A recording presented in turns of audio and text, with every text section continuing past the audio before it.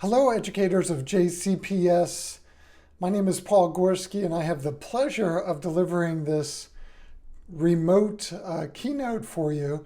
Really sorry I couldn't be there in person, but I guess you all know how it is these days, right? So I named my keynote a Transformative Vision for Racial Equity.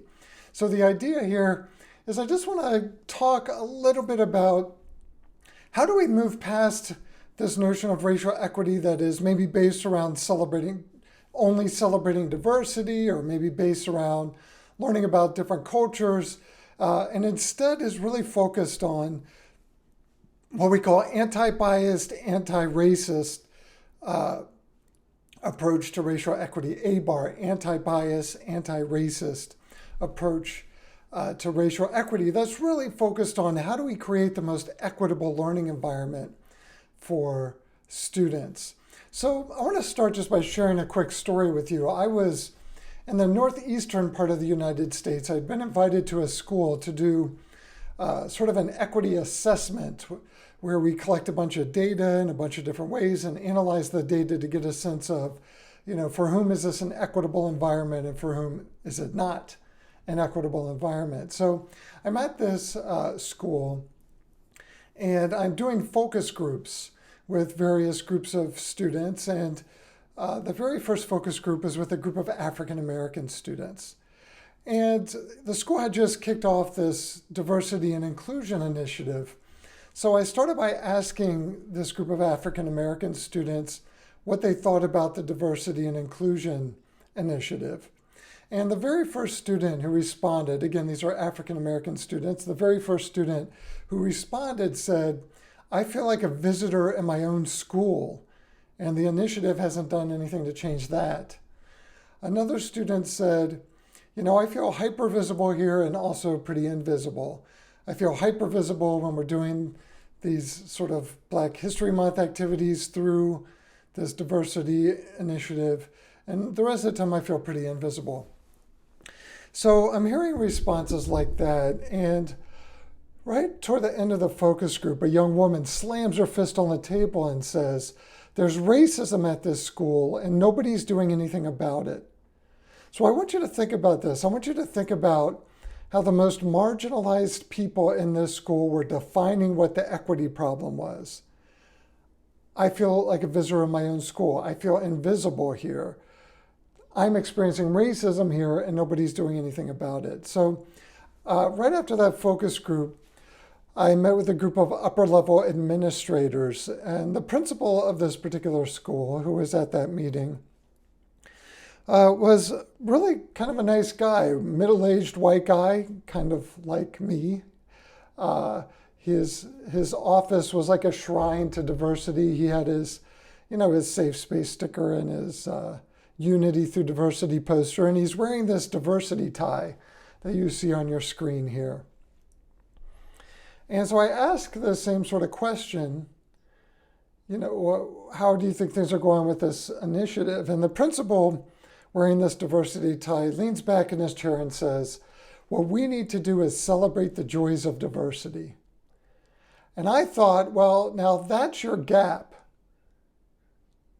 And the principal, so I say, to me, that's your gap. And the principal looks at me a little confused, and I said, well, I just came from a focus group of African American students, and what they're saying is that they're experiencing racism in your school and you aren't doing anything about it. And to me, there's a big gap between I'm experiencing racism, I feel invisible in the curriculum, I'm experiencing bias from my teachers, I'm hearing the N-word from other students, and I don't really see anyone doing anything serious about this. So that's what they're talking about. And then the people with the most amount of power in the school, that stuff's not even on their radars. They're talking about, we need more international food fairs and multicultural arts and crafts fairs. And to me, this is the biggest gap. The biggest gap is people with power, whether those are teachers or administrators in a school, thinking racial equity work is really just about appreciating difference. Whereas people of color, including maybe some teachers of color in the school and students, thinking, I feel marginalized here. I'm being made to feel like I don't belong here. And really, that's what racial equity work is about. So that's what we're going to, talk about. Understanding of racial equity that is really focused on identifying the kind of inequity that these students are saying they're experiencing and eliminating it.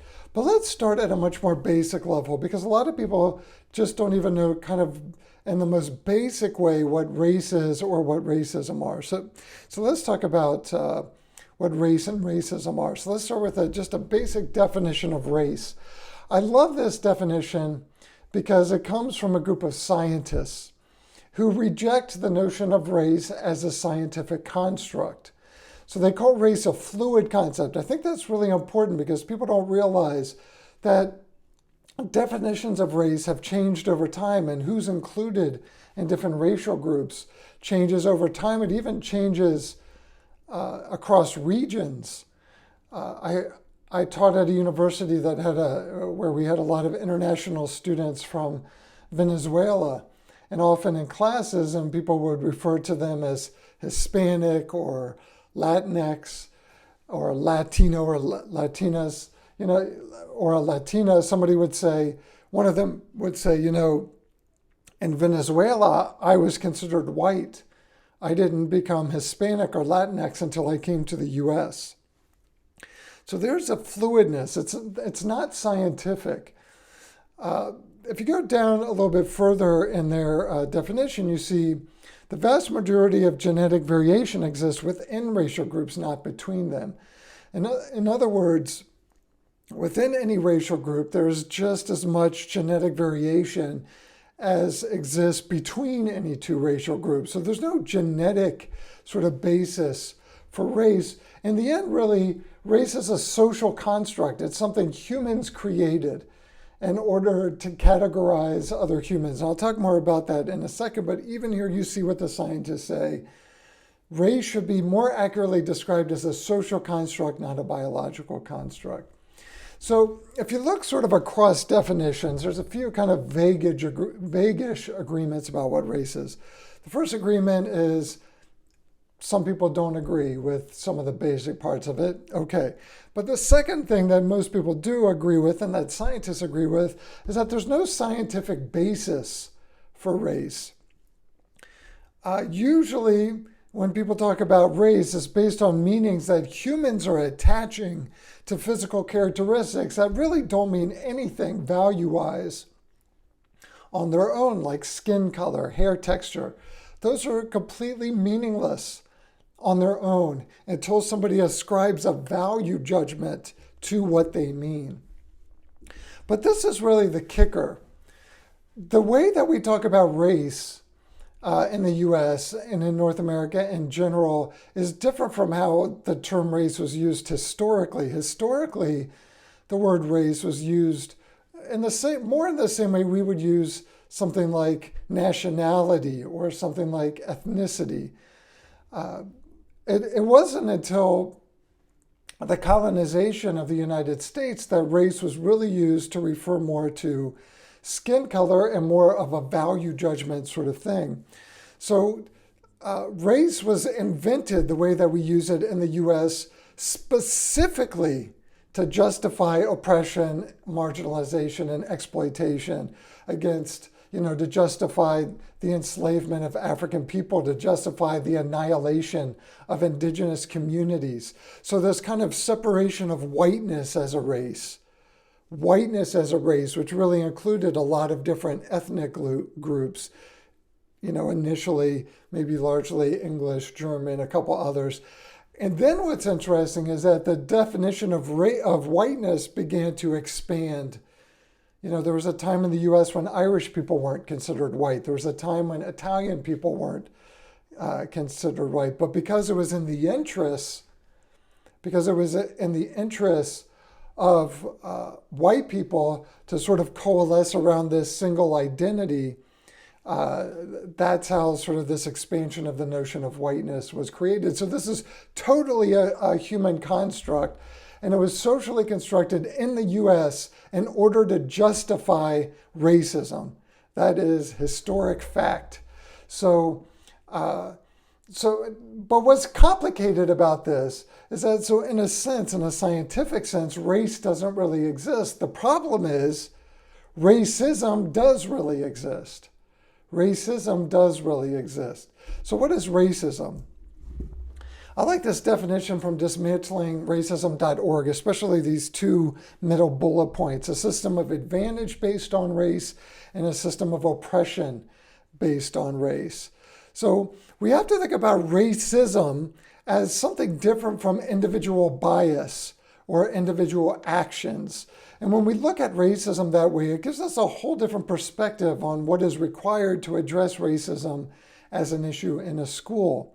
So if you think about racism just as individual interactions between people with racial biases, then you say, okay, well, we just need to shift people's individual biases, which of course we do need to do. The problem is we're missing there a big chunk of what racism is at the more institutional or structural level.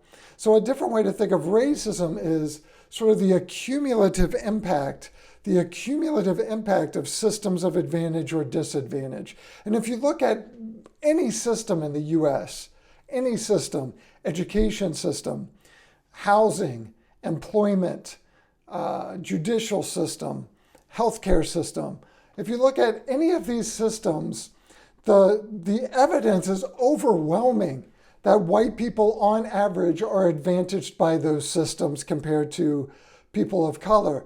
Now, white people are even differently privileged based on things like gender identity, sexual orientation, religion, socioeconomic status, and those sorts of things. But holding those things constant, in all of these systems, there are just mounds of evidence, ridiculous amounts of evidence, including in the education system, of ways that white people are advantaged in that system and people of color are disadvantaged. So we can't just address individual people's biases. We have to look at policies. We have to look at practices. Oftentimes what happens is these more institutional issues survive because people who have racial biases just don't recognize them. And we'll talk more about this in just a second, but we want to think about this as a cumulative and structural or institutional policies, practices, institutional cultures, and those sorts of things. So then if you just think about some important shifts of understanding, if you really want to be an anti-racist as an educator or just more generally, we need to move from thinking about racism as solely individual interpersonal actions. Think of racism instead of structures or patterns of advantage and disadvantage. That doesn't mean in some individual circumstances there aren't white people who are disadvantaged around some circumstances, but as an overall pattern, this is unquestionable. I'm just going to give you one quick example of this. There are this collection of studies that started in the 90s and people are still doing them. And in essence, what they did with these studies is the researchers would send out, they would find hundreds of job openings and they would send 2 applications to each job opening. One application, and both applications would have basically the same credentials. The only difference would be they would give one applicant a stereotypically white sounding name, and they would give another applicant a stereotypically African American sounding name. So all of the qualifications are the same. The only thing that's different is the name. So they've done this where they've sent these out, hundreds of these out. And you can guess what happened. What happened was, across these various studies, that the applicants with a stereotypically white sounding names would get 30 to 50% more callbacks or invitations to interview. And the only difference was the name. The only difference was the name. That's structural racism. That is undeniable racism. The parents of your students of color are targeted with that kind of racism without even knowing, because I turn in my application. I don't know what's happening after that. That is a very clear example in the employment world of the worst kind of racist advantage. And the issue is not just that the African American applicants are being slighted, but that is creating more space and more opportunity for white applicants. That's white privilege. It is completely undeniable. It is completely undeniable. Right? And that's racism. That's racism. Not just one person did something to somebody else, but the pattern of that, the pattern and the accumulative impact of those kinds of things. Second, racism as an occasional incident that needs to be addressed when witnessed or reported, to racism as impacting everything. Because it's this pattern, it impacts everything. So we can't sit back and wait for an incident to happen and respond to the incident. We have to be proactive. It's affecting everything, and we need to proactively be curious about how it's affecting things that we don't even realize it's affecting. Shift number 3, racism is solely a prejudice belief system that can be adjusted with anti-bias training. 2, racism, again, is the accumulative impact of racial injustice. We do have to deal with those individual belief systems, and if we do that, it helps us learn how to recognize these bigger patterns. Right, so we want to make sure that we're doing both of those things. Okay, so let's talk about what racial equity looks like. What does racial equity look like in a classroom or school? Let's start by defining inequity. I think of inequity as an unfair distribution of access and opportunity, resulting in disparities that are predictable across things like race, socioeconomic status. I mean, for this keynote, I'm talking about race, but really we could talk about any of these areas. But I highlighted 2 pieces here that I want to talk about specifically. The first is this material and non-material. So think about this, material access. Think about material things that cost money, that aren't necessarily all tangible things I can hold in my hand. Sometimes they're like services, but things that cost money that some of your students have access to and others don't. But the students who do have access to those things will be at an advantage in school. It's got nothing to do with how smart they are. It's got nothing to do with how hard they work. It's got nothing to do with how much their families care about education. It only has to do with access. So what are some examples of that? So you might think computers, internet access, tutors, summer enrichment opportunities, the ability to travel, being able to afford a house full of books, or a whole computer set up in my own bedroom, right? So these sorts of things, and again, nothing to do with effort, nothing to do with anything other than access. Nothing other than access. So that's material access. The thing that might be harder to wrap our minds around is what we call non-material access. These are things like institutional culture. These are things like who has access to the most engaging teaching. Right? Do we track students and then give students in the upper tracks more engaging teaching? And then can we predict who's going to be disproportionately in the upper tracks based on things like race, socioeconomic status, and those sorts of things? Who has access to educators who don't have bias?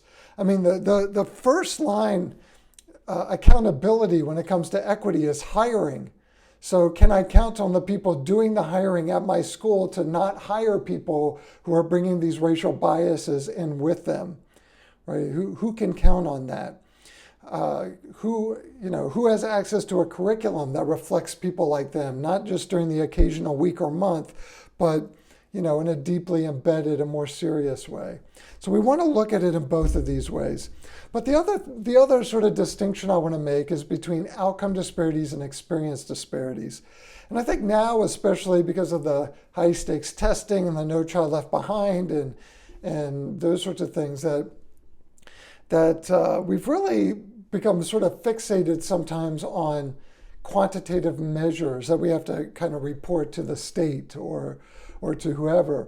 So we do want to think about outcome disparities, which is a good sort of indication of things like access and opportunity, but we also want to look at experience disparities. So if I'm a Latinx student who's getting straight A's, but I'm also being bullied and experiencing bias from teachers and am invisible in the curriculum, that's not equity. I don't think any of us would consider that equity, right? So we also want to look at experience. How are people experiencing the institution?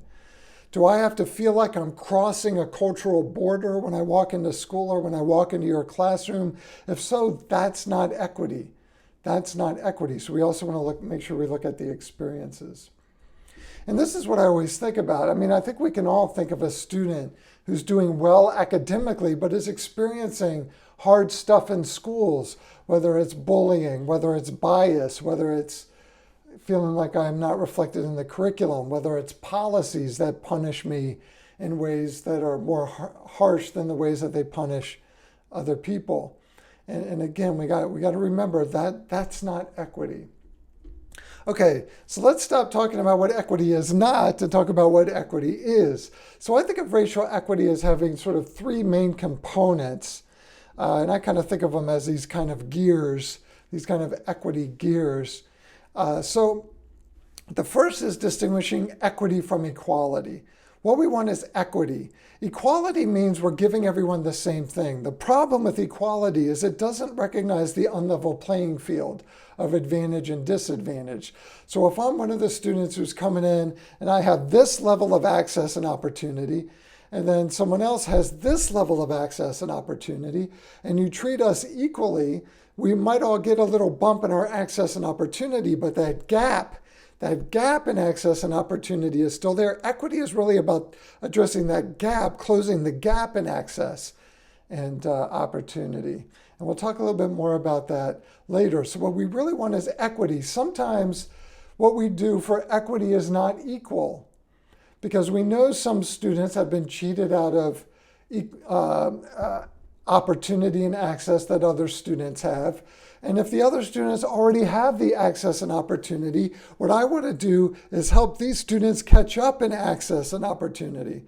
So I might give a little more resources. I mean, those of you who are special ed teachers, you know what I'm talking about here, right? You have to spend a little bit more to help them get onto a level playing field if there are additional challenges they have that other students don't have.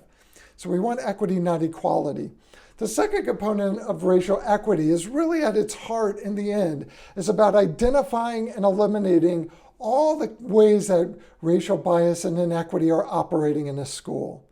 In the end, that's really what it's about, right? How is racial bias informing this policy? How is racial bias informing my curriculum in ways that maybe I don't even recognize? I mean, this is why I love working with teachers. None of us want racial bias to be impacting anything we're doing, right? I mean, we want students to have equitable opportunity, right? And if you don't want that, then to be honest, you don't belong working in a school. So I think most people who are choosing to be educators, not like we're going into it for the money, so those of us who are choosing to be teachers, I think most of us really care about the future of youth. So part of what's hard about this is most of the racial bias, most of the racial inequity is not coming from teachers who are rabid racists, who are meeting in the teacher's lab saying, how can we stick it to the students of color? Most of it is you and me, and just behaving based on our socialization and not realizing the impact it's having. And I'll give you an example of that in just a second. So identify the bias and inequity, eliminate the bias and inequity. And then thirdly, what this gets us to is fairly distributing access, opportunity, and participation. Now, none of us can control how that's distributed outside of the school, right? I can't afford to pay for tutors to everybody and that sort of thing. But within the school, we do have control over that. We have control over how good teaching is distributed. We have control over those sorts of things, right? How engaging advanced curricula are distributed. We do have control over that. So equity is about addressing that. Even at my classroom level, I have control over that at my classroom level. I have control over what I put in my classroom library. I have control, at least to some extent, to what extent I make the curriculum relevant for different students. So that's how I redistribute access and opportunity. It doesn't mean students come to school and we confiscate their things and redistribute their things. It means we rethink our policies, we rethink even our ideologies, we rethink our practices and try to level out the playing field there. Okay, so what is racial equity then? I think of it both in terms of a commitment to action and a way of being. So as a commitment to action, I think of racial equity as being a process of redistributing access and opportunity. So we got to rethink this policy. We got to rethink this practice. We got to rethink how we're connecting with families. We got to rethink the curriculum. We got to rethink, that sort of thing. It's that commitment to creating the change we need to create. But it's also a way of being. So racial equity is also the state of being free of bias, free of racial inequity. So that all of the effort I'm putting into equity in my own classroom, in my school, in my school district, I really ought to be able to explain, how is this getting me closer to being free of racial bias? And maybe that's free of racial bias in students, but really more of what I'm talking about is students' experiences, so that students aren't experiencing racial bias in the curriculum and the pedagogy and the policies and that sort of thing. So we want to think of equity. Often when I ask teachers to define equity for me, usually what they say is something along the lines of equity means that all students get what they need. That's sort of that multi-tiered systems of support thing. What does this individual student need? Where do they fit into the tiers and all of that? But it's got to be something more than that. What students need is a curriculum that they can relate to. What students need is to not have to worry that they're going to experience racial bias when they come to school, right? So we want to look at it both individually, but also kind of institutionally. Not just as a teacher, my individual relationship with this student, but how the student is experiencing my classroom. So how do we do that? So I think of sort of what I call the 5 abilities of equity literacy, strengthening our literacy around equity. And I think along this around 5 abilities. I'm going to give you one example for each ability. So these are the 5 sort of abilities. And by the way, if you have any control over professional development in your building or even in the district, my experience is if we want to make progress around equity, these are the things that we need to learn how to do better. Not sort of fluffy celebrating diversity programs and that sort of thing, not slight shifts to the curriculum, but really just learning, again, identifying the inequity, eliminating the inequity, and these abilities help us do that. So the first ability is recognize inequity. Do I recognize even the subtlest bias and inequity in my sphere of influence? What's hard about this is people who are targeted with the bias and inequity usually can identify it pretty quickly. People who are on the sort of privileged end of the inequity and the privilege, or the oppression and the privilege, often have a harder time seeing the bias and inequity. So I have to learn how to see it. I'm going to give you an example here that relates to a lot of schools in the country. I can't speak for your specific school, but how do we interpret data? And let's think, for instance, about behavior data, behavior referral data. So in most schools in the US that are racially diverse, we know that disproportionately African American, Latinx, and indigenous identity students are suspended and expelled at higher rates than white students. We know that that's a national trend. We know it's a trend in virtually every multiracial school. And just to name it as a trend is not racist. But the question is, if we want to address this as an equity problem, we have to know how to interpret the behavior data. So how can I look at the behavior data and recognize what it's actually telling me? So if I have a deficit view, in other words, if I tend to think that the problem with these outcome disparities is that we have to fix families of color and students of color are somehow deficient, then I might look at this kind of behavior data and think, oh, Well, we have to adjust the behaviors of African American, Latinx, and Indigenous identity students. Maybe they're not learning discipline at home. Maybe their parents don't value education. Maybe they don't have any role models. This is kind of the deficit, what we call a deficit lens, identifying the source of a disparity as existing within a marginalized group instead of sort of pressing upon a marginalized group. So what do a lot of schools do to solve this problem? They do things like behavior modification. Maybe they adopt PBIS. Maybe they do some emotion regulation stuff and that sort of thing. Here's the problem.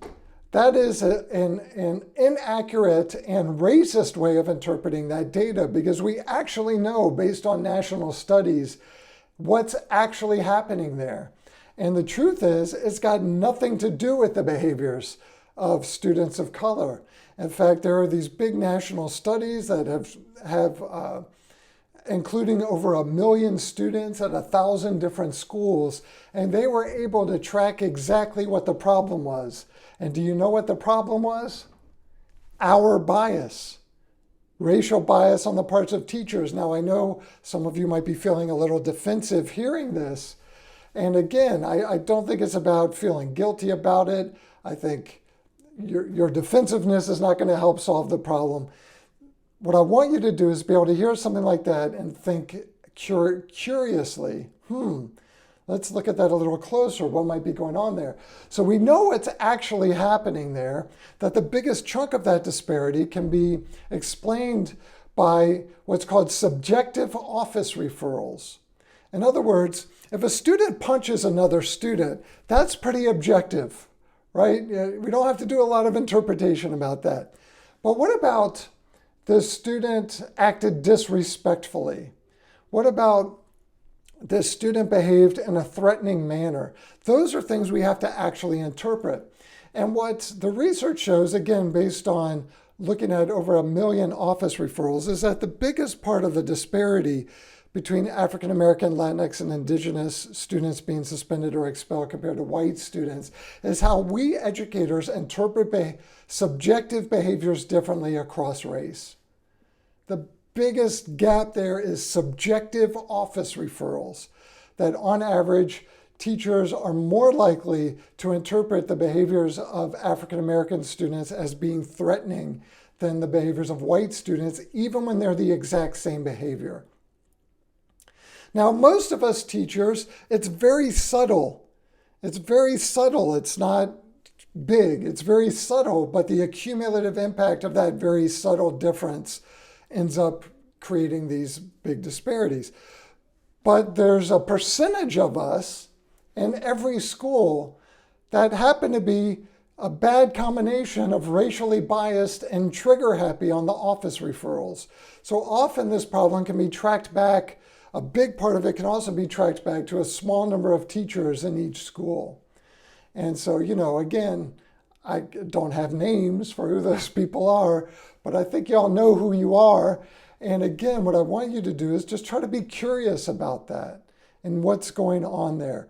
Again, you can't debate with a national study of over 1 million cases, right? That's hard to debate with there, right? So that's recognized. When I look at that data, do I recognize the inequity there? Do I recognize there's a problem? Other examples, if I look at a hair policy that's obviously meant to target African American students, do I recognize that? Because I can't fix an inequity I don't recognize. The second ability is the ability to respond to inequity. So when a bias or inequity becomes apparent, do I have the skills to respond? Student makes a racist remark in my classroom. Do I know how to respond to that without making matters worse or sweeping it under the rug? A colleague makes a comment, a deficit comment about students who live in a particular neighborhood. Do I know how to respond to that? Do I know how to respond to it? And I don't want to wag my finger, but do I know how to invite someone into a conversation? The third is the ability to redress. Respond is kind of the reactive thing. Something pops up, I respond to it. Redress is more like getting to the roots of something. Getting to the roots of something. So let's say we do notice that there's a racist hair policy. It's not enough just to change the policy. We also have to ask ourselves, well, what is it how did we end up with this racist policy? Because if all we do is change the policy, then the same thinking that went into creating this racist policy, we're still allowing that to inform all the other policies. You can think about this in your own classroom. Let's say you created some kind of learning experience and you realize, oh, I didn't intend this, but now I notice there's some racial bias in this.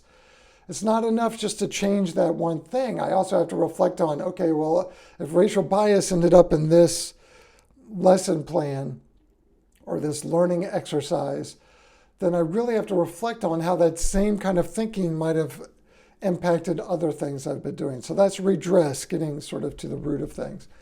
Number 4 is actively cultivating equity. Again, proactive. So how can we make sure that every decision that we make, not that we have to stop and say, okay, what's the anti-racist thing here, but we want to build our equity literacy so it's just naturally we're contributing that lens to everything we're doing, right? How can I diversify this lesson plan? How can I engage students in a better conversation about race? And I know, some of you might think, well, my students, they're too young to have real conversations about race, and that sort of thing. The problem is that research shows that at the age of two, particularly African American kids are already recognizing the bias that people around them are experiencing. At the age of 2, there's already racial consciousness, some amount of racial consciousness. So when we say these students aren't ready, whether you're talking about 7th graders or whether you're talking about 2nd graders, I think often when we say that, what we're saying is we want to protect white students because, maybe they're not ready for the conversation. But students who are experiencing racism, they're ready for the conversation. Finally, sustain equity. As we progress toward a full equity commitment, it's inevitable that people who have a sense of entitlement to having extra access and opportunity are not going to like the changes that we make. Maybe a change to the curriculum. If I'm an individual teacher, maybe a change to some policy or practice at the school level. So do I know how to sustain efforts in the face of this pushback? Do I know how to tell a parent, thank you for calling, I appreciate you took the time, but this is what we find valuable here. So I want to wrap up just by talking about sort of 4 places to begin, four things you could just start to apply some of the things that we've talked about here. One thing I could do is look at my curriculum. Whose representation is normalized? Whose representation is exoticized or separated into special months? I want to look at the overall, what we call the master narrative of the curriculum. When I look over the whole narrative, who is jumping out, who's kind of buried in there, and that sort of thing. And I want to make sure when I am incorporating perspectives or views of students and communities of color that I'm not doing it in a tokenistic way, that I'm doing it in a meaningful way. Secondly, my ideology. And what I have learned is that this is actually the most important thing. I know in education we're very practice-oriented, but what we know is that individual practices are not sustainable without shifts in ideology. So ideology, I need to be able to catch myself if I kind of fall into some of this deficit thinking that we were talking about before, or if I'm really struggling to accept that racism exists, even though there is literally as much evidence that racism exists as there is that your school exists. It is completely undeniable that it exists, right? And so the problem is if I think it doesn't exist, then I just presume everyone's already on a level playing field when they're not already on a level playing field. So I need to address my own ideology, and that's going to help me learn how to recognize biases and inequities. Third, my ability grouping or tracking, which is often fraught with that subtle kinds of racial bias. So I want to look at that at an individual level, what I'm doing in my classroom. I want to look at that at a school level as well. Finally, with all the conversation about trauma-informed practices, we really can help ourselves if we can understand racism as a form of traumatic stress. that students of color often experience outside of school, which means that they're sort of carrying the impact of that to school. Often students experience that in school. I had one student who was sharing with me about how her counselor had taken her through the Adverse Childhood Experiences survey. She's an African American woman, and she's telling me, he gave me this survey, and he was asking some kind of intrusive questions about my family and that sort of thing. And I said, well, what did you think about it? And she said, by a very big margin, the most traumatic experiences I've had have been as an African American woman in this school. So for a lot of students, students experiencing poverty, transgender students, gay, lesbian, bisexual students, for a lot of students, school is way more traumatic than what they're experiencing outside of school. So we want to think about, here again, we're talking about racism specifically, the traumatic stress of racism and how it impacts students and how it impacts students' ability to connect with us, especially if we're not doing everything that we can do to run an anti-racist classroom and an anti-racist school. So I'm going to end there. You can contact me or reach our resources at the websites listed up here. I also just want to take a moment to thank you all. I know we're in sort of a precarious time here, and the expectations that are being put on teachers, who already had ridiculous expectations on them. I know it's hard. I know it's stressful. I know you're underappreciated. I know that you're underpaid. And I just want to share my love and my thanks and my appreciation for what you're doing for youth in your community and what teachers are doing across this country, sort of on the front lines. In a way, you were sort of already on the front lines of the well-being of children. And now you're being put, in some cases, on the front lines in a way that, you may not want to be on the front lines. And so, I wish you all the best in the new school year. Thank you for doing what I think is one of the hardest jobs in the world, and often one of the most thankless jobs in the world. And I feel so blessed to be able to spend this time with you, even if it's at a distance. So thank you all. Have a great new school year. Reach out to me if I can support you in any way.